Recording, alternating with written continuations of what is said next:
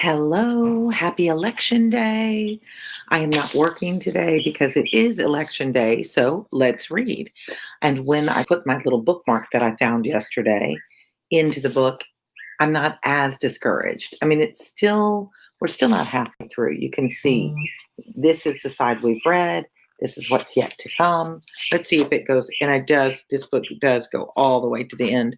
Sometimes they have little extra parts at the end, but you can see it goes all the way to 368, and I'm only on 105. So what, a third of the way through? So I need to not get focused on that because I think these books never end, and that happens to me on a lot of these bigger books. But Animal Farm shouldn't take us that long to get through. So I just need to plow through this, and I enjoy it. It's not plowing through. I'm really enjoying this book. I hope you guys are too. I know most of you are probably in school today, so maybe the only people who will join us at this time of day will be some of my international students.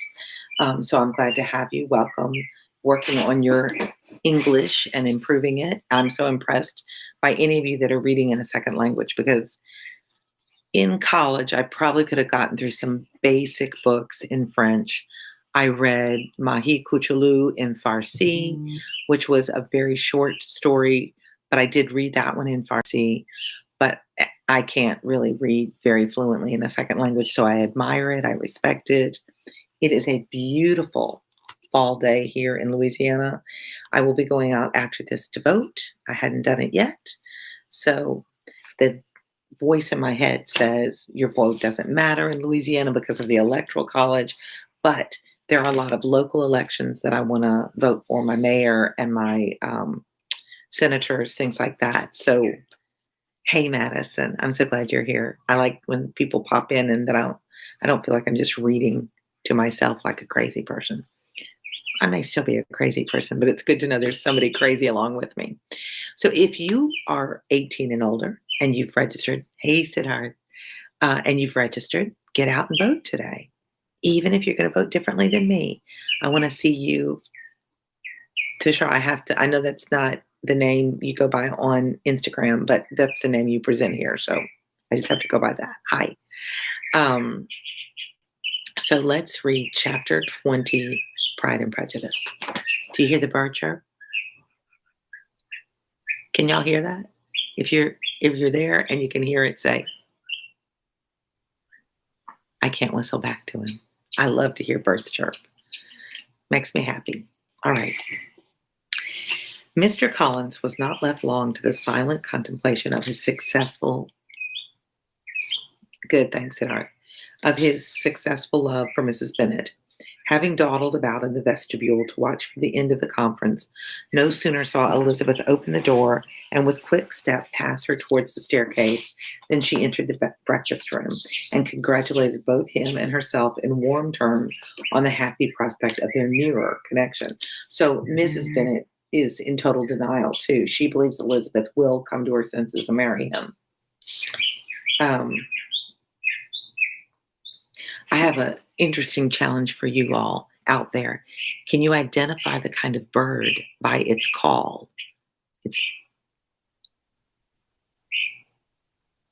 I think I know what it is, but I'm not 100%. And I don't know if I have any real bird watchers out there. So let's see.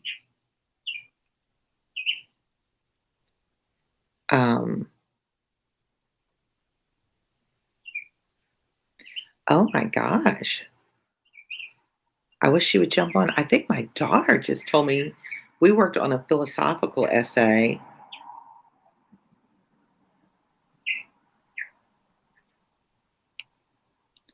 Oh, I'm so excited.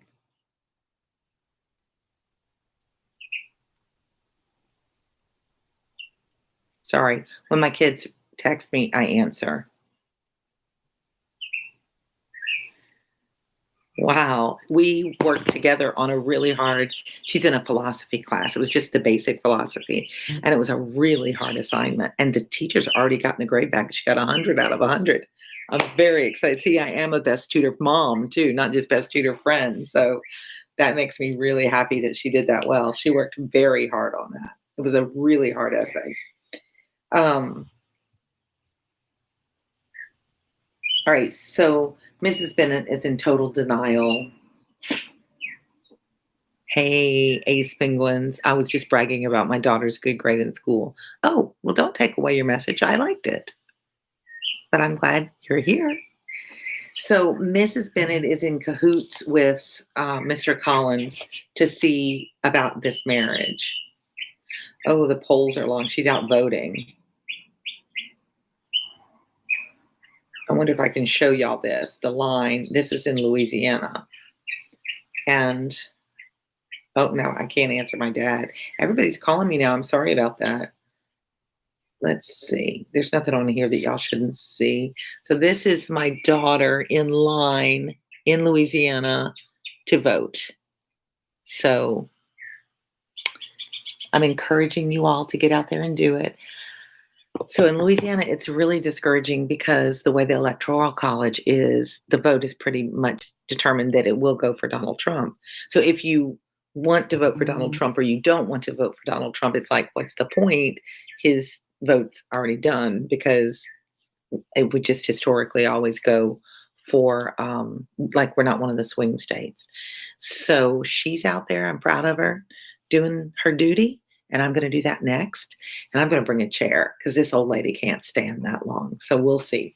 I'll let you know on the next, on Discord. Come join Discord. There you go, Siddharth. I'm throwing out our link. Come join Discord. We're growing in leaps and bounds, and you'll get the update on how my voting went. I won't tell you who I vote for. I just want everybody to vote. I think if you know me, you've probably figured out who I'm going to vote for. All right. This information, however, startled Mrs. Bennet. Oh, no. I skipped around. Mr. Collins received and returned these felicitations with equal pleasure, and then proceeded to relate the particulars of their interview, with the result of which he trusted he had every reason to be satisfied, since the refusal which his cousin had steadfastly given him would naturally flow from her bashful modesty and the genuine delicacy of her character. This information, however, startled Mrs. Bennet. She would have been glad to be equally satisfied that her daughter had meant to encourage him by protesting against his proposals, but she dared not to believe it and could not help saying so. But depend upon it, Mr. Collins, she added, that Lizzie shall be brought to reason. I will speak to her about it myself directly. She's a very headstrong, foolish girl and does not know her own interest, but I will make her know it. Pardon me for interrupting you, madam, cried Mr. Collins, but if she's really headstrong and foolish, I know not whether she would altogether be a very desirable wife to a man in my situation, who naturally looks for happiness in the marriage state. If therefore she actually persists in rejecting my suit, perhaps it were better not to force her into accepting me, because if liable to such defects of temper, she could not contribute much to my felicity. So he's saying, oh, if she is this difficult, headstrong woman, don't force her to marry me. I don't want that kind of woman. Isn't that what Lizzie just said? I don't want to marry you. There's our Discord. Come join. We chat daily. Siddharth, don't we chat daily? We were just talking about his PSAT and SAT goals, and we talk about not important stuff, just kind of share like-minded interests with other readers. It's really fun. I enjoy it. Makes me feel connected to everybody. Builds our community. Sir, you quite misunderstand me, said Mrs. Bennet, alarmed. Lizzie is only headstrong in such matters as these. In everything else, she is good-natured as ever lived. I will go directly to Mr. Bennet, and we shall very soon settle it with her, I'm sure. She would not give him time to reply, but hurrying instantly to her husband, called out as she entered the library. Oh, Mr. Bennet, you are wanted immediately. We are all in an uproar. You must come and make Lizzie marry Mr. Collins, for she vows she will not have him. And if you do not make haste, he will change his mind and not have her, a fate worse than death. Mr. Bennet raised his eyes from his book as she entered and fixed them on her face with a calm unconcern, which was not in the least altered by her communication. I have not the pleasure of understanding you, said he, when she had finished her speech. Of what are you talking? Of Mr. Collins and Lizzie. Lizzie declares she will not have Mr. Collins. And Mr. Collins begins to say that he will not have Lizzie. And what am I to do on the occasion? It seems a hopeless business. Speak to Lizzie about it to yourself. Tell her that you insist upon her marrying him. Let her be called down. She shall hear my opinion. Mrs. Bennet rang the bell, and Miss Elizabeth was summoned to the library. Come here, child, cried her father as she appeared. I have sent for you on an affair of importance. I understand that Mr. Collins has made you an offer of marriage. Is it true? Elizabeth replied that it was. Very well. And this offer of marriage you have refused? I have, sir. Very well. We now come to the point. Your mother insists upon you accepting it. Is it not so, Mrs. Bennet? Yes, or I will never see her again. An unhappy alternative is before you, Elizabeth. From this day, you must be a stranger to one of your parents. Your mother will never see you again if you do not marry Mr. Collins, and I will never see you again if you do. Oh, there's Mr. Bennet. I love him. He's like, he knows that they're not a good fit, and he doesn't want her to marry him. And Mrs. Bennet's going to be like, what? You can imagine she's going to lose it. Elizabeth could not but smile at such a conclusion of such a beginning, but Mrs. Bennet, who had persuaded herself that her husband regarded the affair as she wished, was excessively disappointed. What do you mean, Mr. Bennet, by talking in this way? You promised me to insist upon her marrying him. My dear, replied her husband, I have two small favors to request. First, that you will allow me the free use of my understanding on the present occasion, and secondly, of my room. I shall be glad to have the library to myself as soon as may be. It's like, I've made my statement, get out of my library. Not yet, however, in spite of her disappointment in her husband, did Mrs. Bennet give up the point. She talked to Elizabeth again and again, coaxed and threatened her in turn. She endeavored to secure Jane in her interest, but Jane, with all possible mildness, declined interfering. And Elizabeth, sometimes with real earnestness and sometimes with playful gaiety, replied to her attacks. Though her manner varied, however, her determination never did. Mr. Collins, meanwhile, was meditating in solitude on what had passed. He thought too well of himself to comprehend on what motive his cousin could refuse him. And though his pride was hurt, he suffered in no other way. His regard for her was quite imaginary, and the possibility of her deserving her mother's reproach prevented his feeling any regret.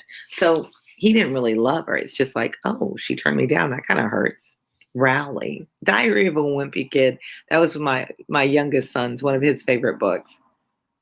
An A in Lit and film class. Oh, how fun. Things Fall Apart. Oh, that's so nice. Thank you. That was a really good story. The first time I taught it, it was tough. I didn't quite get it all. I mean, it was just culturally very different than what I understood. And the more years I taught it, the more I enjoyed it. Um, and as we look at all the cultural clashes that are going on in our society, I think its message is very relevant. So it'll be interesting, Riley, that um, you revisit it and try and keep in mind what's going on in the world right now and our cultural clashes that we're going through. And ultimately, when you dig into your societal constructs, I don't think, and to the point beyond reason and adjustment of what the climate of the world you're living in, that it doesn't serve any purpose.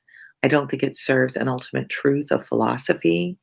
And it's a really deep book. I mean, we read it as seniors in high school.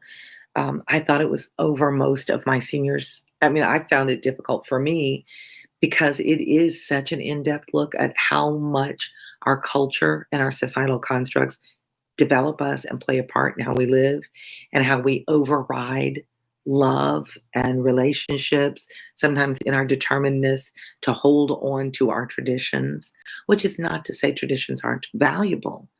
But when they supersede human life and human value and love, then they're really to be considered. So I appreciate you reminding me because I haven't taught that book in several years now, haven't read it in several years now. And I'm glad that somebody's benefiting from it. So enjoy it. And I'm glad you got a good grade in your class. Um, So Mr. Collins really isn't that hurt by her rejection. While the family were in this confusion, Charlotte Lucas came to spend the day with them. She was met in the vestibule by Lydia, who, flying to her, cried in a half whisper, "I'm glad you're come, for there's so much fun here. What do you think has happened this morning? Mr. Collins has made an offer to Lizzie, and she will not have him." Charlotte had hardly time to answer before they were joined by Kitty, who came to tell the same news. And no sooner had they entered the breakfast room where Mrs. Bennet was alone than she likewise began on the subject, calling on Mrs. Lucas for her compassion, and entreating her to persuade her friend Lizzie to comply with the wishes of all her family. "Pray do, my dear Miss Lucas," she added in a melancholy tone, "for nobody is on my side, nobody takes part with me. I am cruelly used. Nobody feels for my poor nerves." Charlotte's reply was spared by the entrance of Jane and Elizabeth. "Ay, there she comes," continued Mrs. Bennet, looking as unconcerned as may be, "and caring no more for us than if we were at York, provided she can have her own way. But I tell you what, Miss Lizzie, if you take it into your head to go on refusing every offer of marriage in this way, you will never get a husband at all. And I'm sure I do not know who is to maintain you when your father is dead." So there's that guilt and manipulation of it's not about your life. Your marriage isn't about your happiness. Your marriage is about the family and our well being. And as a woman, your only way out is through marriage. Do you think you're just going to go? Do you think all that to go around denying all these marriages and rejecting all these offers? Who do you think you are? So Miss Bennet is just outdone with her behavior. She should have been, "Oh, yay, yay, a man wants to marry me. Lucky me. I don't like him. I don't care if we're not a good fit. I don't care if the rest of my life I'm going to be unhappy. All that matters is my family's financial security is saved." And that's my purpose as a woman.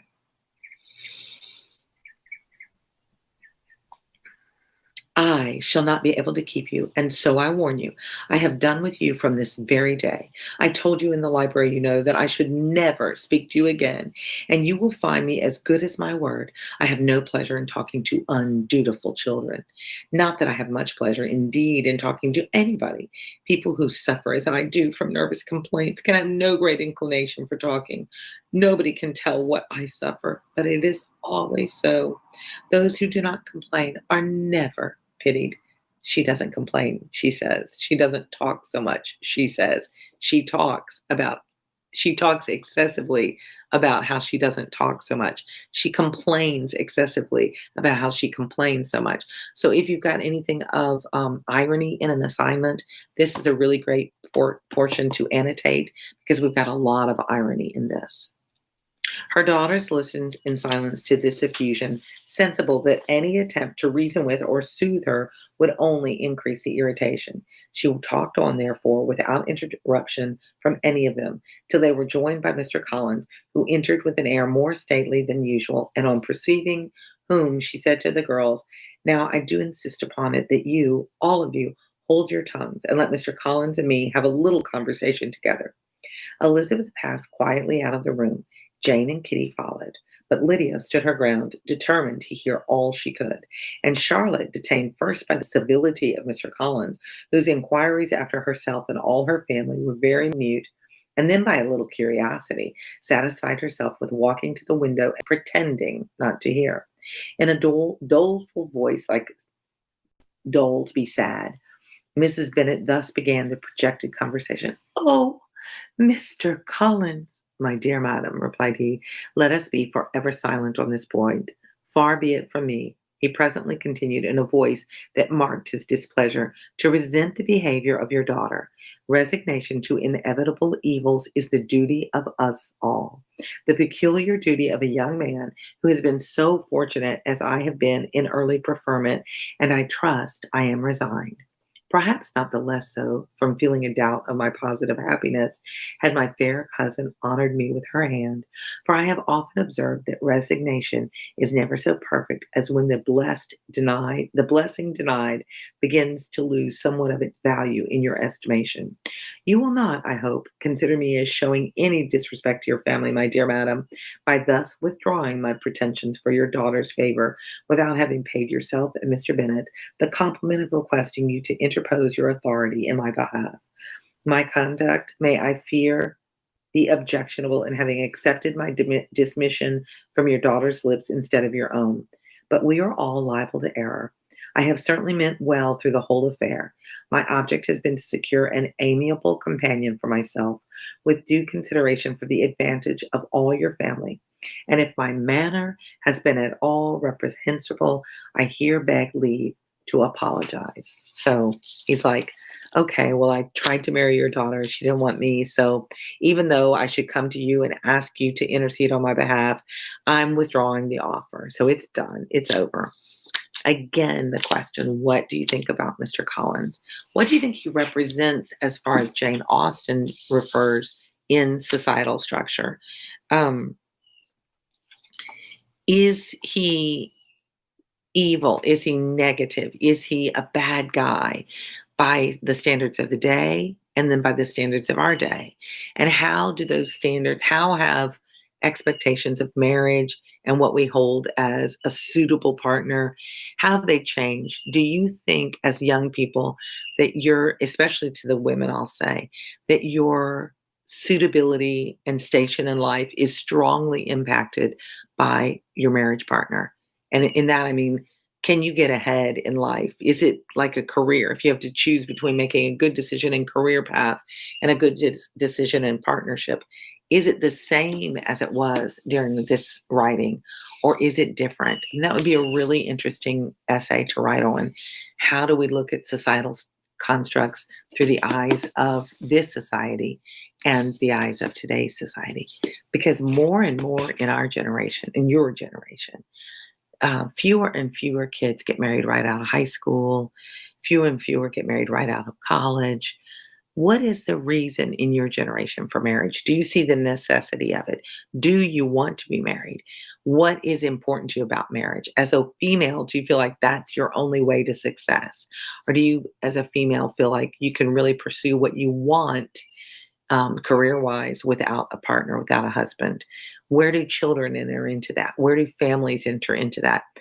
And one of the important things in understanding literature is to stop and look at the lives of the characters through the eyes that you're living in and see how it relates to you.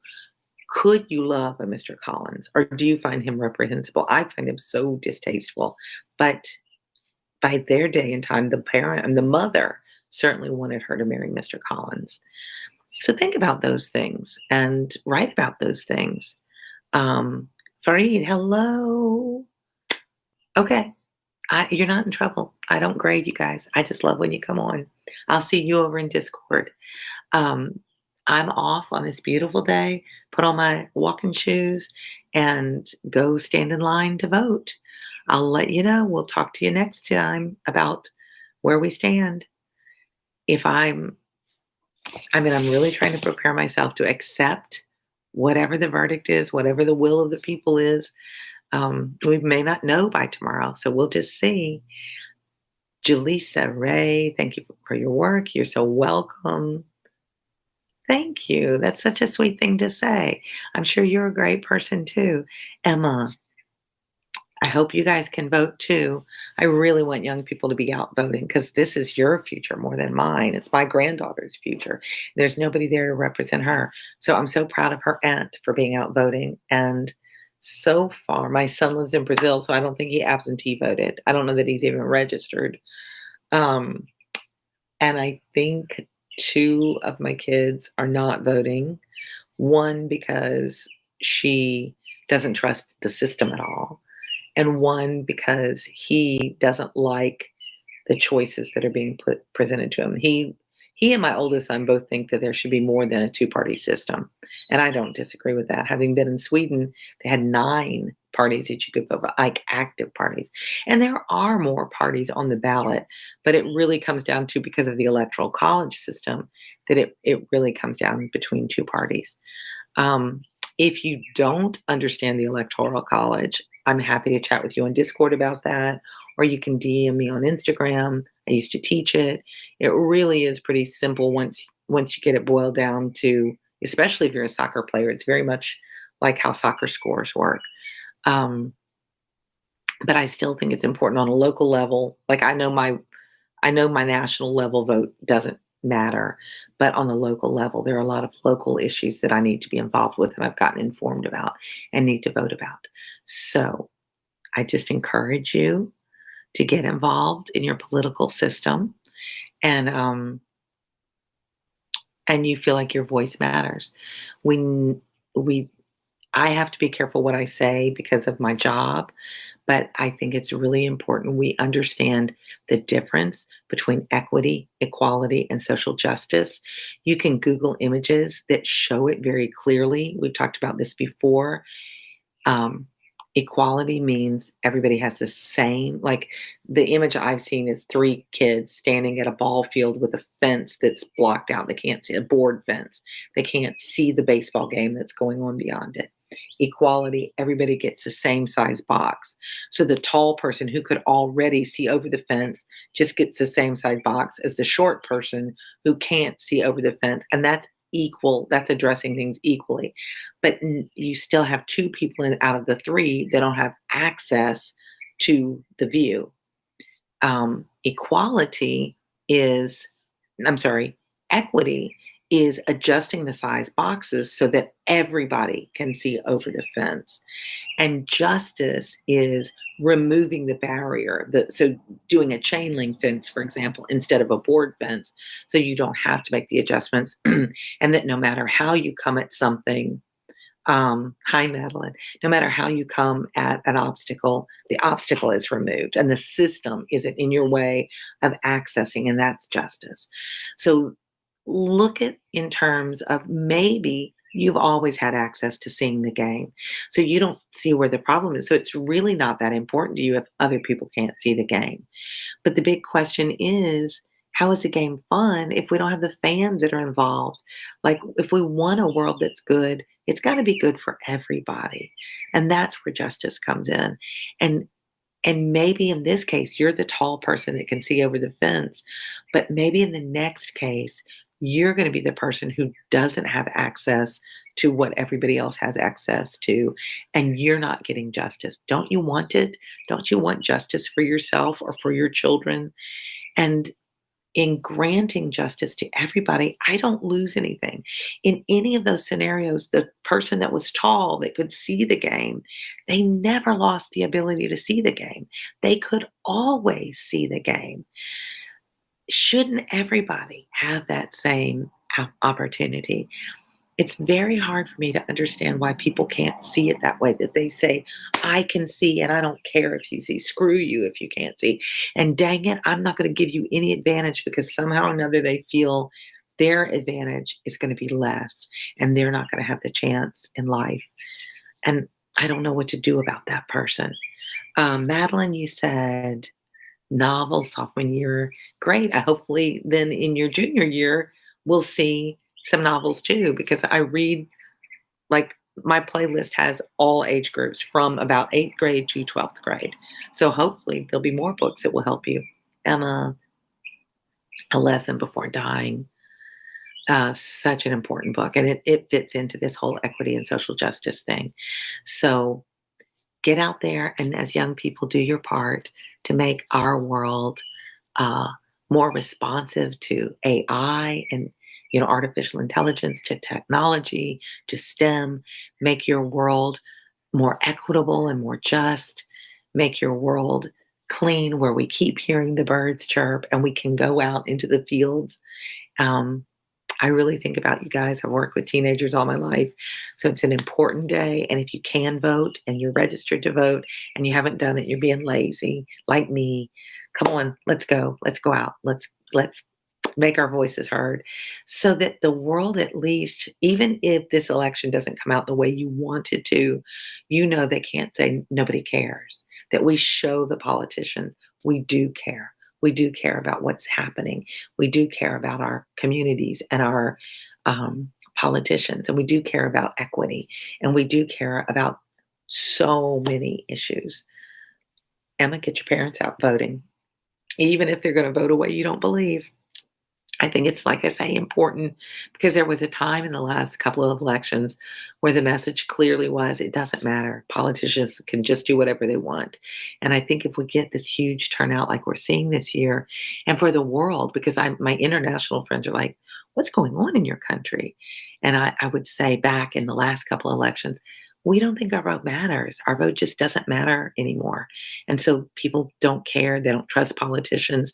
Maybe we're making the noise that says our vote does matter, our voice does matter, and we are watching. So if you guys aren't voting, babysit siblings so your parents can go vote, or call your parents or text your parents and say, hey, have you voted yet?